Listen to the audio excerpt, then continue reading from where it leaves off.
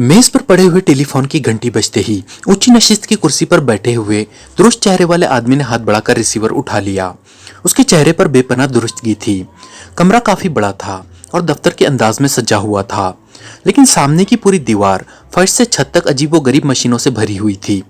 सारी मशीनें मुसलसल चल रही थी और उन पर मौजूद डायलों में मुख्तलिफ रंगों की सुइयां मुसलसल हरकत कर रही थी और रंग बिरंगे छोटे छोटे सैकड़ों बल्ब जल बुझ रहे थे। इन मशीनों की वजह से ये कमरा दफ्तर के साथ साथ बाकायदा एक ऑपरेशन रूम भी दिखाई देता था। यस, उद्धड़ उम्र आदमी ने रिसीवर उठाकर इंतहाई करक लहजे में कहा, बॉस, मैं जोन एक्स से WP1 बोल रहा हूँ। दूसरी तरफ से एक मुअद्दबाना आवाज सुनाई दी। क्यों कॉल की है? बॉस का लहजा और ज्यादा करख्त हो गया। बॉस, फिलीपाइन के दारुल हुकूमत आनीला में इमरान और उसके साथियों को देखा गया है। उसके साथ कोर्टी जहाज का सब कैप्टन किम भी था। और बॉस, उन्होंने ब्लैक मून के चीफ होशो को उसकी बार के अंदर गोलियों से छलनी कर दिया है। किम की लाश भी वहीं से मिली है। होशो के 8 आदमियों की लाशें भी मिली है। WP1 ने मुअद्दबाना लहजे में तफसील बताते हुए कहा, ओ, ये कैसे मुमकिन है? मुझे रिपोर्ट मिल चुकी है कि कोर्टी जहाज को समंदर के अंदर तबाह कर दिया गया है और उसके अंदर इमरान और उसके साथी मौजूद थे। फिर वो फिलिपाइन के दारुल हुकूमत आनीला कैसे पहुंच गए, और वो भी होशो तक? ये कैसे मुमकिन है? दुरुस्त चेहरे वाले ने इंतहाई हैरत भरे लहजे में कहा, मेरी रिपोर्ट दुरुस्त है बॉस। वैसे मुझे रिपोर्ट कुछ देर बाद मिली है, वरना मैं उन लोगों से खुद ही वहीं टकरा जाता। लेकिन वो लोग उस वक्त तक एक चार्टर जहाज में वापस पाकिस्तान के लिए रवाना हो चुके थे। बहरहाल, रिपोर्ट मिलने के बाद मैंने मुकम्मल तस्दीक की है। होशो को शायद उनकी आमद की इत्तला पहले ही मिल गई थी, इसलिए उसने अपने 8 मुसल्लह अफराद को एक साउंड प्रूफ कमरे की साइडों में छुपाकर खड़ा कर दिया और फिर उस सारे ग्रुप से उसने उस साउंड प्रूफ कमरे में ही मुलाकात की। ये सब निहत्ते थे, क्योंकि एक राहदारी से गुजरते हुए उन्हें मशीनी तौर पर चेक कर लिया गया था। और उसके बाद ये लोग काफी देर बाद उस कमरे से निकले और चले गए। जब होशो का पता किया गया तब मालूम हुआ कि होशो उन 8 अफराद समेत हलाक हो चुका है और किम की लाश भी वहीं मौजूद है। मुझे रिपोर्ट भी होशो के एक असिस्टेंट ने दी, क्योंकि कमरे में होने वाली तमाम गुफ्तगू बाकायदा टेप हुई थी और इसमें वाटर पावर का जिक्र था। चुनांचे मैंने वो टेप मंगवाकर सुनी, तब असल सूरत हाल का इल्म हुआ। मैं फौरन ग्रुप समेत हरकत में आ गया, लेकिन फिर मालूम हुआ कि वो लोग एक चार्टर तैयारी के जरिए फिलिपाइन से पाकिस्तान वापस रवाना हो चुके हैं। चुनांचे मैं आपको रिपोर्ट दे रहा हूँ। दूसरी तरफ से जवाब दिया गया। टेप में क्या गुफ्तगू रिकॉर्ड हुई है? बॉस ने होंठ चबाते हुए पूछा। मैं टेप ऑन कर देता हूँ, आप खुद सुन ले। दूसरी तरफ से कहा गया और फिर हल्की सी खड़खड़ाहट के साथ ही एक आवाज उभरी, आओ किम, आज अचानक कैसे आ गए? बस अचानक ही ये प्रोग्राम बन गया। ये मेरे दोस्त हैं मिस्टर अली इमरान और ये इनके साथी हैं। एक और आवाज उभरी और फिर टेप चलता रहा और आखिर में गोलियों की आवाजों के साथ ही टेप से दोबारा खड़खड़ाहट की आवाजें उभरने लगी। इसका मतलब है कि ग्रेट बॉल की असल लोकेशन आखिरकार इमरान को मालूम ही हो गई है। बॉस ने इंतहाई करक लहजे में कहा। यस बॉस, दूसरी तरफ से कहा गया। ठीक है, अब हमें मजीद मोहतात रहना पड़ेगा। ओके, बॉस ने कहा और उसके साथ ही उसने झटके से रिसीवर रख दिया। उसका चेहरा बुरी तरह बिगड़ गया था। उसने रिसीवर रखते ही एक साइड पर पड़े हुए जदीद साख्त के ट्रांसमीटर पर एक फ्रीक्वेंसी एडजस्ट करनी शुरू कर दी। फिर ट्रांसमीटर का बटन ऑन होते ही उसमें से टू टू की मखसूस आवाज सुनाई दी। यस, बाटो अटेंडिंग ओवर, एक करख्त आवाज सुनाई दी। Water power headquarter chief boss, over. दुरुस्त चेहरे वाले ने तेज लहजे में कहा। Yes boss, over. दूसरी तरफ से बोलने वाले का लहजा यकलख्त मुअद्दबाना हो गया। बाटो, तुम अपने ग्रुप समेत फौरन पाकिस्तान पहुंचो। तुमने वहां पहुंचते ही एक नौजवान अली इमरान का खात्मा करना है। उसका पाकिस्तान के दारुल हुकूमत में किंग रोड पर फ्लैट है, जिसका नंबर 200 है। इसके मुतालिक बाकी तफसीली फाइल तुम्हें RR पर वहीं एक्रीमिया में मिल जाएगी। ये VI मिशन है, ओवर। बॉस ने इंतहाई सख्त लहजे में कहा। VI मिशन, ओ यस, ओवर। बाटो ने VI के अल्फाज सुनते ही चौंक कर कहा। इंतहाई तेज रफ्तार और फुल एक्शन करो, जो नजर आए उड़ा दो। मैं इस मिशन की तकमील के लिए तुम्हें ज्यादा से ज्यादा 8 घंटे दे सकता हूँ, ओवर। बॉस ने तेज लहजे में कहा। VI मिशन के लिए काफी है बॉस, आप बेफिक्र रहें। बॉस, इससे भी पहले ये मिशन मुकम्मल हो जाएगा, ओवर। दूसरी तरफ से मुतमईन लहजे में कहा गया। RR पर फाइल मौसूल होते ही तुमने हरकत में आ जाना है, ओवर एंड ऑल। बॉस ने कहा और ट्रांसमीटर का बटन ऑफ करके उसने इंटरकॉम की तरफ हाथ बढ़ाया और रिसीवर उठाते ही एक निस्वानी आवाज सुनाई दी। Yes boss. बोलने वाली का लहजा बेहद मुअद्दबाना था। फाइलिंग सेक्शन को कह दो कि वो पाकिस्तान के एजेंट AI की पूरी फाइल RR पर बाटो को एक्रीमिया अभी भिजवा दे। बॉस ने इंतहाई करक लहजे में कहा और रिसीवर रख दिया और एक बार फिर उसने मेज पर रखे हुए ट्रांसमीटर पर फ्रीक्वेंसी एडजस्ट करनी शुरू कर दी। फ्रीक्वेंसी एडजस्ट करने के बाद बटन दबाया तो ट्रांसमीटर से टू टू की आवाजें निकलने लगी। Hello, water power headquarter calling, great ball, over, chief boss ने तेज लहजे में कहा। Yes, Doche, chief of great ball attending, over. दूसरी तरफ से एक भारी सी आवाज सुनाई दी। Chief boss from this end, over. Chief boss ने कहा। Oh yes boss, over. Doche का भारी लहजा यकलख्त मौत दबाना हो गया। डोचे, ग्रेट बॉल दुश्मन एजेंटों की नज़र में आ गया है। ये एजेंट पाकिशियाई है, पाकिशिया सीक्रेट सर्विस और उसके लिए काम करने वाला अली इमरान। मैंने तो हत्ता अल वसा कोशिश की कि इन्हें ग्रेट बॉल के बारे में मालूम ना हो सके, लेकिन ये शैतानी रूए हमारे हर हमले से ना सिर्फ बच निकली बल्कि अभी इत्तला मिली है कि इन्हें ग्रेट बॉल के महले वकू का भी इल्म हो गया है। मैंने स्पेशल एक्शन ग्रुप के चीफ बाटो को पाकिशिया भेजा है। वो इन मामलात में इंतहाई बासलाहियत आदमी है। मुझे यकीन है कि वो इस अली इमरान का खात्मा वहीं कर देगा, लेकिन फिर भी अब तुमने मुकम्मल तौर पर होशियार रहना है। तमाम हिफाजती निज़ाम को हर वक्त चेक करते रहो और चाहे कुछ ही क्यों ना हो, किसी को ग्रेट बॉल के हिफाजती एरिया में दाखिल ना होने देना। और सुनो, ग्रेट बॉल का वो हिफाजती रास्ता जिससे आमद और रफ्त रहती थी, मैं हंगामी तौर पर बंद कर रहा हूँ, ओवर। चीफ बॉस ने तेज लहजे में कहा। मैं आपकी तशवीश अच्छी तरह समझता हूँ बॉस। अली इमरान को भी बखूबी जानता हूँ और वो भी डोचे से वाकिफ है। अगर ये बाटों के हाथों खत्म हो जाता है तो ठीक, वरना इसकी मौत लाजमन डोचे के हाथ से ही होनी है। आप कतन फिक्र ना करें, ओवर। डोचे ने बड़े मुतमईन लहजे में जवाब देते हुए कहा। ओ वेरी गुड, अगर तुम इस इमरान से वाकिफ हो तो फिर मुझे यकीन है कि तुम इसका तोड़ कर लोगे, क्योंकि तुम्हारी सलाहियतें किसी तरह भी इस इमरान से कम नहीं है और मैंने इसीलिए इंतहाई गौर व खौस के बाद तुम्हें ग्रेट बॉल का इंतजामी इंचार्ज बनाया था। वेरी गुड, अब मेरी तमाम परेशानियां दूर हो गई है, ओवर। चीफ बॉस ने मसरत भरे लहजे में कहा। मैं 2 बार इस इमरान से बड़े भरपूर अंदाज में टकरा चुका हूँ और दोनों ही बार इमरान को मेरे मुकाबले में मुंह की खानी पड़ी थी। ये और बात है कि वो अपनी अय्यारी की वजह से मेरे आदमियों को तोड़कर अपना मकसद हासिल कर गया था, लेकिन डोचे उसके लिए हमेशा नाकाबिले तस्कीर रहा है, ओवर। डोचे ने बड़े फाकराना लहजे में कहा। ठीक है, बहरहाल होशियार रहना, over and all, chief boss ने कहा और ट्रांसमीटर का बटन ऑफ कर दिया। अब उसके चेहरे पर पहले की निस्बत इत्मीनान के आसार ज्यादा थे। टेलीफोन की घंटी बजते ही सोफे पर कदरे नीम दराज इमरान चौंक कर सीधा हुआ और फिर उसने हाथ बढ़ाकर रिसीवर उठा लिया। Yes, Ali Imran, MSc DSc Oxon, बोलने पर मजबूर कर दिया गया हूँ, वरना इस वक्त मेरा बोलने को कतन दिल ना चाह रहा था, क्योंकि ऑल वर्ल्ड बावर्ची एसोसिएशन के चेयरमैन आगा सुलेमान पाशा साहब इज़ारे करम अपनी जद्दी पुश्ती फन बावर्ची को बालाए ताक रखकर खाना पकाने की किताब में दर्ज सब्जी पकौड़े तलने की नादिर व नायाब तरकीब आजमाने की कोशिश कर रहे हैं। किताब के मुसन्निफ के मुताबिक ये तरकीब एक ऐसे बादशाह की पसंदीदा तरकीब है और जो सब्जी पकौड़े खाने का बेहद शौकीन था। इमरान की जुबान पूरी रफ्तार से चल रही थी। तुम्हारी कैंची की तरह चलने वाली ये जुबान बंद होने का वक्त आ गया है मिस्टर अली इमरान। मेरा नाम बाटो है, इस नाम को याद रखना, ये तुम्हारे लिए इंतहाई अहम नाम साबित होगा। दूसरी तरफ से एक मुस्कुराती हुई आवाज सुनाई दी। बाटो, वाह, ये तो बहुत अच्छा नाम है, यानी बांटने वाला।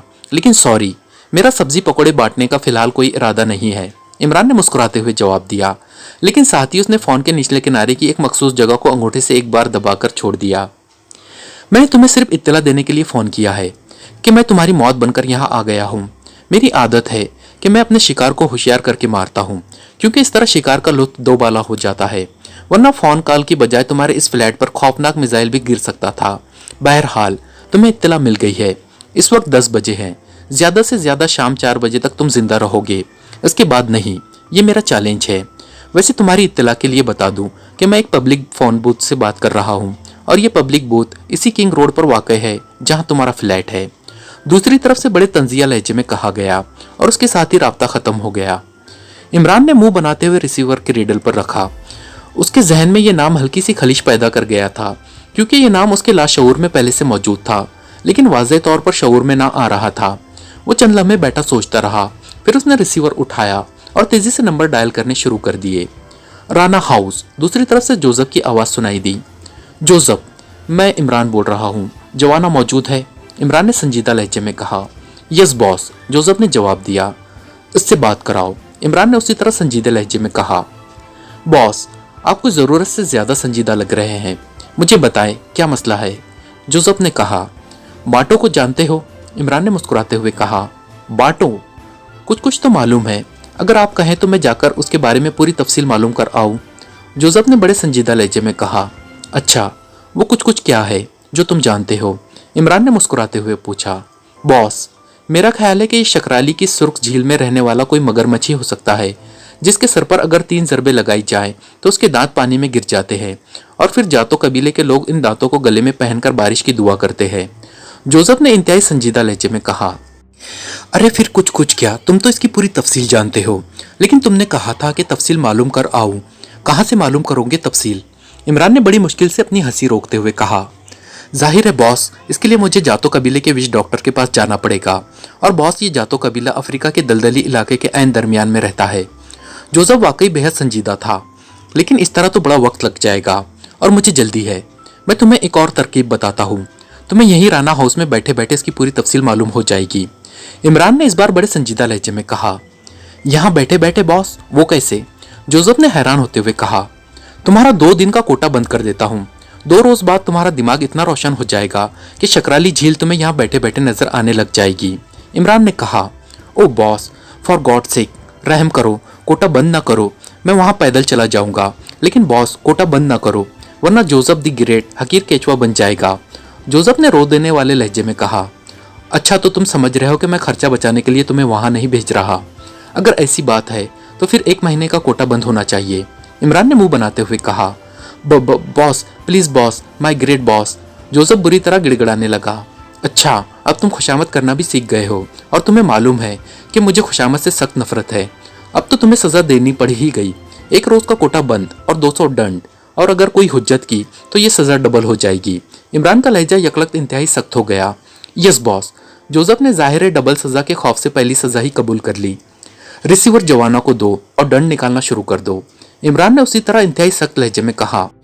Yes boss, yes boss, Joseph ने कहा, और फिर रिसीवर मेज पर रखे जाने की आवाज सुनाई दी और इमरान मुस्कुरा दिया। हेलो मास्टर, जवाना बोल रहा हूँ। चंद लम्हों बाद जवाना की आवाज रिसीवर पर सुनाई दी। जवाना, किसी बाटो से वाकिफ हो? इमरान ने संजीदा लहजे में पूछा। बांटो? हाँ, एक बाटो को जानता हूँ। एक्रीमिया की एक पेशावर कातिलों की तंजीम सुपर टॉप का चीफ था, लेकिन ये सुपर टॉप मास्टर किलर्स के मुकाबले में हमेशा नंबर 2 रही है। जवाना ने जवाब दिया। क्या तुम्हारी इससे कभी मुलाकात हुई है? इमरान ने चौंक कर पूछा। यस बॉस, बेशुमार बार, लेकिन आप क्यों पूछ रहे हैं?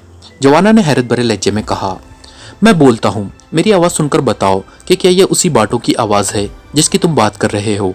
इमरान ने कहा। ठीक है, मैं पहचान लूंगा, जवाना ने जवाब दिया। मेरा नाम बाटो है, इस नाम को याद रखना, ये तुम्हारे लिए इंतहाई अहम नाम साबित होगा। इमरान ने उसी आवाज़ में कहा जो उसने फ़ोन पर सुनी थी। ओह बिल्कुल बॉस, ये वही बाटो है, सुपर टॉप का चीफ। लेकिन बॉस, ये तो एक्रीमिया में रहता है, जवाना ने हैरत भरे लहजे में कहा। इसका कदो कामत और हुलिया बताओ, इमरान ने पूछा। देव जितना कद, गेंडे की तरह जिस्म, अखरोट की तरह सर और सर से गंजा, नाक फैली हुई, इंतहाई बदनुमा, पीले और मकरूद दांत, चेहरे पर जख्मों के निशानात किसी 100 साल बूढ़े आदमी की झुर्रियों से भी ज्यादा। जवाना ने कदो कामत और हुलिया बताते हुए कहा। ओके, अब मैं इसे तलाश कर लूंगा, इमरान ने कहा। क्या मतलब बॉस, क्या ये बाटो यहाँ दारुल हुकूमत में मौजूद है? जवाना ने इंतहाई हैरत भरे लहजे में कहा। हाँ, अभी मुझे इसका फ़ोन मिला है और उसने मुझे इत्तला दी है कि वो मेरी मौत बनकर यहाँ आया है, और उसने मुझे होशियार करने के लिए कॉल की है, क्योंकि बकौल उसके इस तरह शिकार का लुत्फ दोबाला हो जाता है, और उसने मुझे इंतहाई मेहरबानी करते हुए शाम 4 बजे तक का जिंदा रहने की भी इजाज़त दे दी है। मेरे जहन में ये नाम तो मौजूद था, लेकिन मुझे याद ना आ रहा था। उसका बात करने का अंदाज बता रहा था कि वो कोई पेशावर कातिल है, इसलिए मैंने सोचा कि शायद तुम्हें मालूम हो। इमरान ने जवाब दिया। ओ, बाटो की ये जुर्रत कि वो आपको धमकी दे, यानी उस मच्छर ने आपके कान में भी करने की जुर्रत की है। मास्टर, आखिर जवाना किस रोज काम आएगा? आप मुझे इजाज़त दें। मैं शाम 4 बजे से पहले उसकी लाश अगर आपके कदमों में ना डाल सका तो फिर किसी कुएं में डूब मर जाऊंगा।